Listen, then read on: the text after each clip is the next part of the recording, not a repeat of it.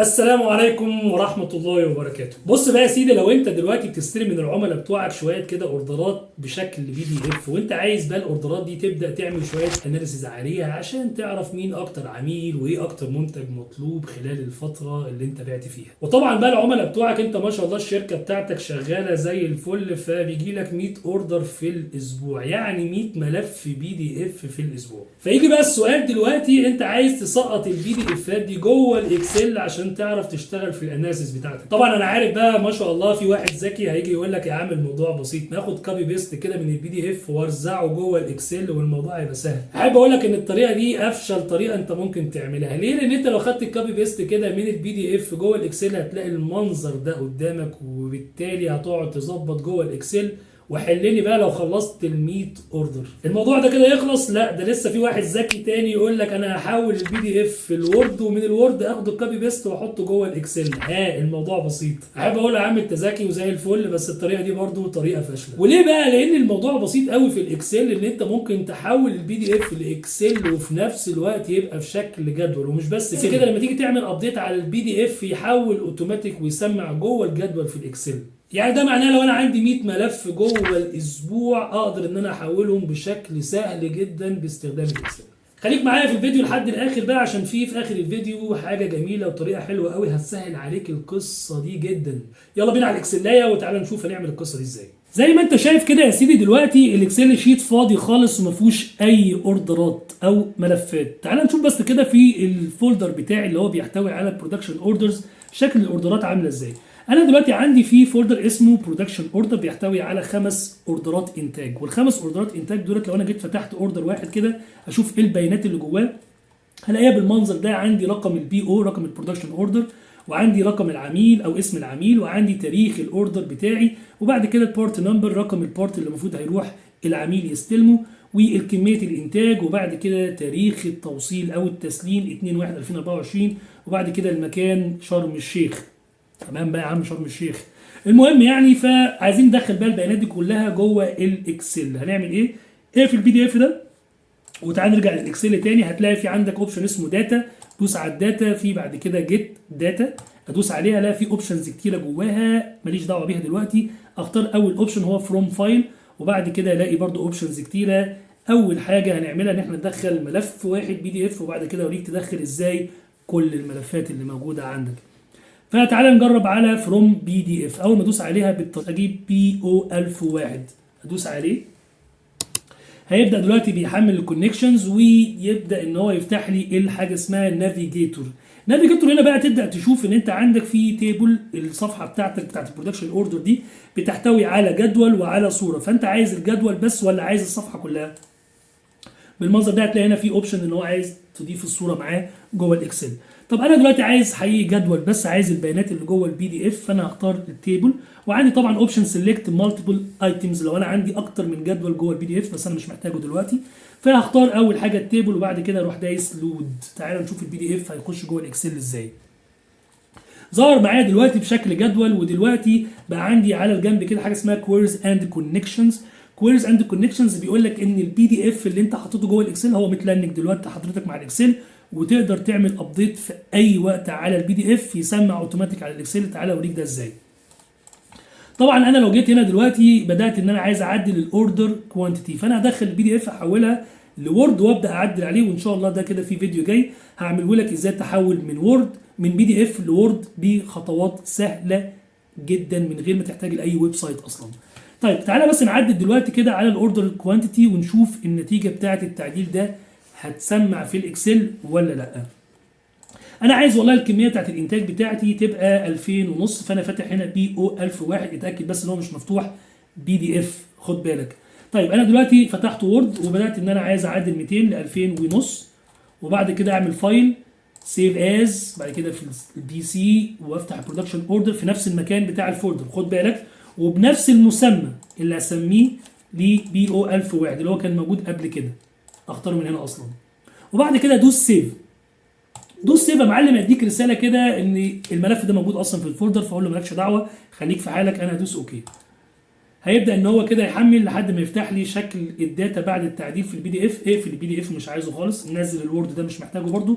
تعال نرجع للاكسل ونيجي هنا عند الايكون اللي هي ريفرش دي، ادوس عليها هنا، بدا يسمع اوتوماتيك 2000 ونص يا معلم. ده معناه ان البي دي اف دلوقتي متلنج مع الاكسل، وده احنا عملناه على فايل واحد. قبل بس ما نروح على الفولدرز انا عايز اوريك الحته الذكيه اللي احنا كنا بنتكلم فيها في اول الفيديو تاني بشكل مفصل. تخيل لو جه قال لك يا باشا انا دلوقتي بقى هاخد كوبي بيست من البي دي اف يا عم والموضوع سهل بالنسبه لي، فجه هنا راح قال لك انا هفتح البي دي اف عادي خالص وابدا اخده كوبي بيست البيانات اللي جوه واحطها في الاكسل. تعال نختار هنا سيلكت، وتعال نختار هنا بي او، ناخده كده كنترول سي، تعال نحطه هنا في فايل اكسل كنترول في، طلع معاك بالشكل ده. حلني لو انت عندك 100 اوردر في الاسبوع زي ما احنا قلنا وبتعمل الطريقه دي فانت مش هتخلص، ولو انت حولته لوورد وبدات تاخد كوبي بيست برده نفس القصه مش هتخلص. حقيقي موضوع النافيجيتور وموضوع باور كويري اديتور اللي احنا هنشوفه دلوقتي هو افضل طريقه. طب انا دلوقتي خلصت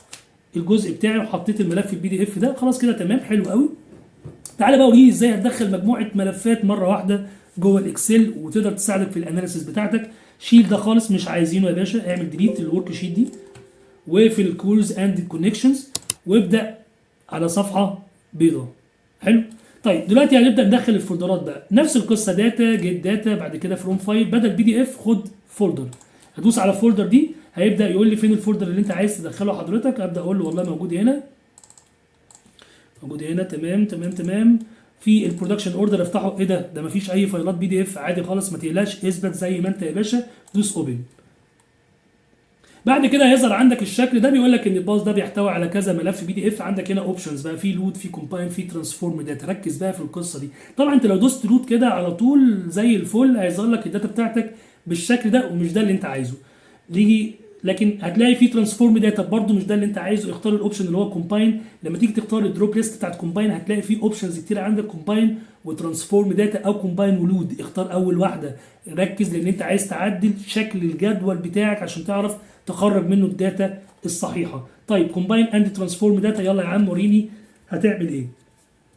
بعد كده بيبدا ان هو يجهز الكويري بتاعك ويفتح لك حاجه اسمها كومباين فايلز. هو بيقول لك ان دلوقتي انا عندي دي الفايلز اللي انت مقصود ان انت عايز تدخلها، وبالفولدر ده بيحتوي على 5 فايلات وهتدخل شكل التيبل بس، فاقول له اوكي يا عم. هيبدا يفتح لي الباور كويري اديتور، وده بقى قصه ثانيه خالص. فتح لي هنا الباور كويري اديتور، فيه فانكشنز وفيه حاجات جميله قوي هنتكلم عنها في فيديوهات جايه ان شاء الله. بس لما فتح لي الداتا بتاعتي بقت بالشكل ده، كل الجداول تحت بعض، وده مش اللي انا عايزه. انا عايز يبقى عندي فيه هيدرز، جدول فيه هيدرز ثابته وبيبدا يجيب لي البيانات اللي انا محتاجها. اعمل ده ازاي؟ اروح جاي هنا دايس على حاجه اسمها ترانسفورم سامبل فايل. يعني ايه؟ لما ادوس عليها بيجيب لي فايل واحد بس هو اللي هبدا اعدل عليه، وبناء على التعديل ده هيطبق على كل الملفات اللي موجوده عندي. اول حاجه انا محتاج ان انا اعدل من صفوف لاعمده، لان انا عايز زي ما احنا قلنا نحط العناوين دي هيدرز.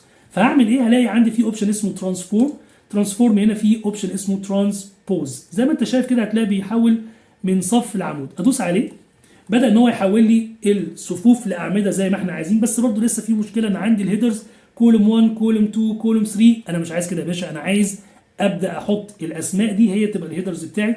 برضو الموضوع بسيط، هتلاقي في ترانسفورم في اوبشن اسمه يوز فيرست رو از هيدر، ادوس عليه اختار اول اوبشن، بدا يتحول عندي ايه المسميات بتاعتي للهيدرز، بي او نمبر، كاستمر نيم، اوردر، ديت. دلوقتي الشكل بقى واضح ليا، شكل التمبلت وشكل الجدول اللي عايز احط فيه البيانات.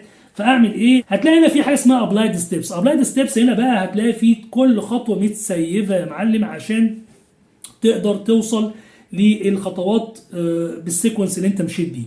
طيب انا دلوقتي هنا خلاص انا التمبلت بتاعتي بقت جاهزه، فاقدر ان انا دلوقتي اعمل عايز ادخل كل الملفات بقى. فايه؟ هختار من هنا في البرودكشن اوردر، لكن هلاقي فيه اكسبريشن ايرور. فلو دوست عليه بص بيقول لك ايه؟ بيقول لك the column 1 of the table was not found. ده معناه ان انت غيرت من الصفوف للهيدرز، وفي قصه كده انت عملتها الجدول اللي موجود في البي دي اف مش نفس الشكل اللي انت حطيته. قول له خليك في حالك برده عادي خالص. وهتلاقي هنا في الابلايد ستيبس في الخطوه الاخيره اللي هي تشينج التايب، الغيها خالص، دوس على كانسل، يبدا يحط لك كل البي دي افات جوه الباور كويري اديتور بتاعك. طيب انا دلوقتي عندي السورس نيم، الكولم ده انا مش محتاجه، فهعمل ايه؟ شيله يا عم، خلاص الموضوع بسيط. تدوس على هوم وهتلاقي هنا في حاجه اسمها ريموف كولوم.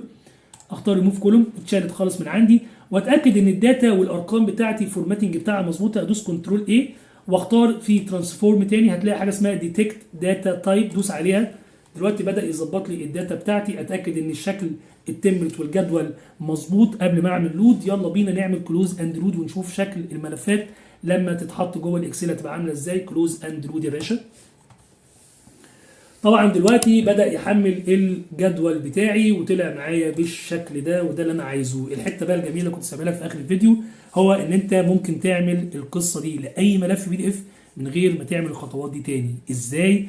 اوتوماتيك لوحدها. تعالى اوري لك مثال. لو انا عندي برودكشن اوردر، الموضوع الاوردرات كل شويه بتيجي وبتسمع جوه الفولدر ده، هل كل شويه لازم احطها بقى بالخطوات دي كلها؟ لا يا باشا.